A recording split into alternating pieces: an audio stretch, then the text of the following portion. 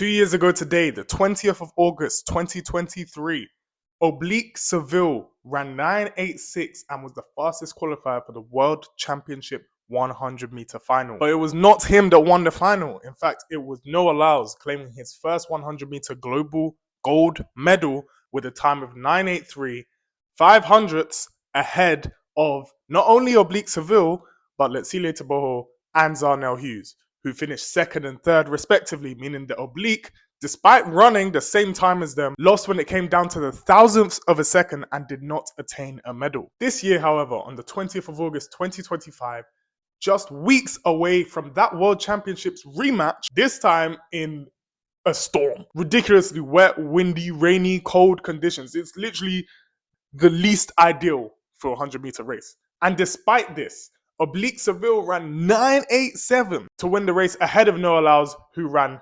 10.02. So the question that everyone is asking is, will this year be different? Not just from 2023, but from the last 3 years in particular of Oblique Seville's career, in which he has shown the promise, the potential, the speed, the times, not just in general, but at championships, to become a global champion, or at least a global medalist. But for one reason or another, it has not yet happened for him. I've made an extensive video on this on my page, which you can go check out. He always wins. Like, if you actually deep it, that's now 2022, 2023, and we'll get to 2024, where he wins his heats and semis comfortably. But running a time in these conditions this close to world champs and defeating the field by that much, people would be justified in thinking that this year will be different. It's hard, I'll be honest, it's hard to commit to it when you've seen multiple times what's happened. But this performance was more impressive than any performance I've ever seen from Oblique Seville. I've seen him run low 9.8s, mid 9.8s, stare at Noah Lyles multiple times, crossing the line in first. But those have been in perfect conditions. I can't emphasize how horrible this looked to run in. So for him to run 9.87, his strength being his start as well, and being able to get such a good start in those conditions, outside of Kishane Thompson's 9.7, that might be the most impressive performance that we've seen from any male 100-meter sprinter this season. And all we need Oblique to do is get to the line in Tokyo, not even in Tokyo, in the final in Tokyo, in peak shape. That doesn't mean he has to run that fast during the rounds.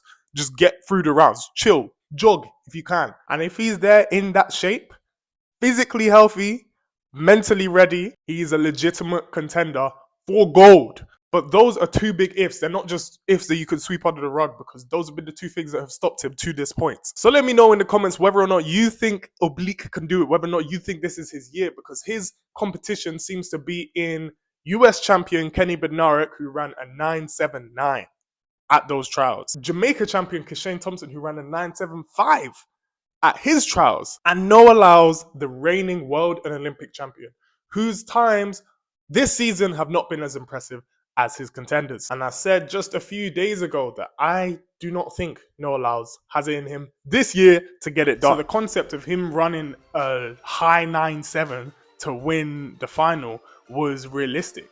At this stage, in the one, the two is a different kettle of fish.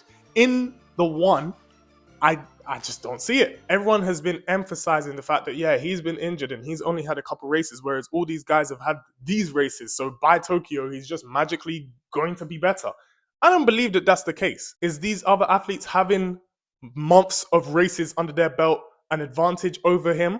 Of course. But I feel like people are wrongly emphasizing it as if that means that, oh, he's just going to make all of that up in a short space of time. I don't see it happening.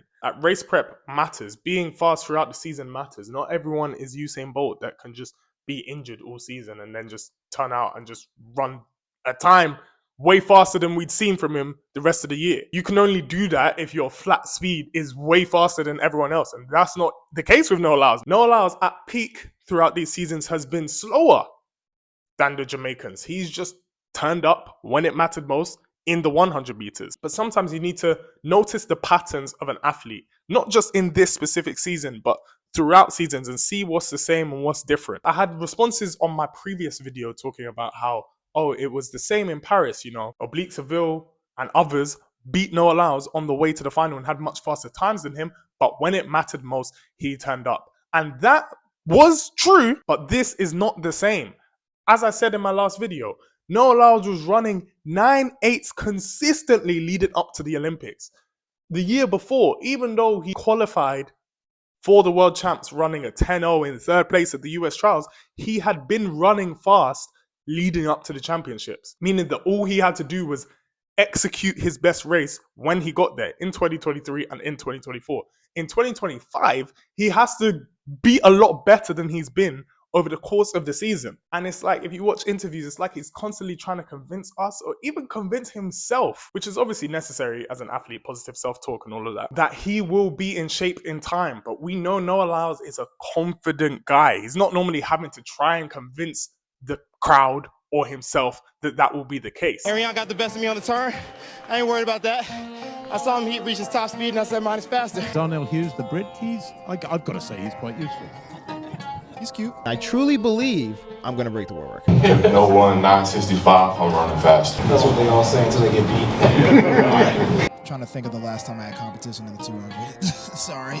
But we haven't seen that same level of confidence this year. We haven't seen him coming out, running around, screaming, all of that stuff, all the antics. We have not seen that from Noah Lyles this year. And that's part of what makes him him. That's part of the confidence that he carries onto the track that makes him run fast times. So if we're not seeing that all season, I personally don't understand how people believe he's just going to turn up and be a 9.7 runner in Tokyo when we haven't even seen any signs even close to that. Again, a lot of the comments in my previous video were about Kishane Thompson getting run down by Noah Lyles. And by the time that we get to World Champs, it's going to be a wrap because that rundown is going to turn into him overtaking him just like he did in Paris. But running down someone running mid 9.8s and running down someone running high 9.7s are two different things. This version of Noah Lyles would not have won the Olympic Games. I don't understand how people can't understand that. Yes, we see patterns of things that have occurred in the past. And no, I'm not saying he cannot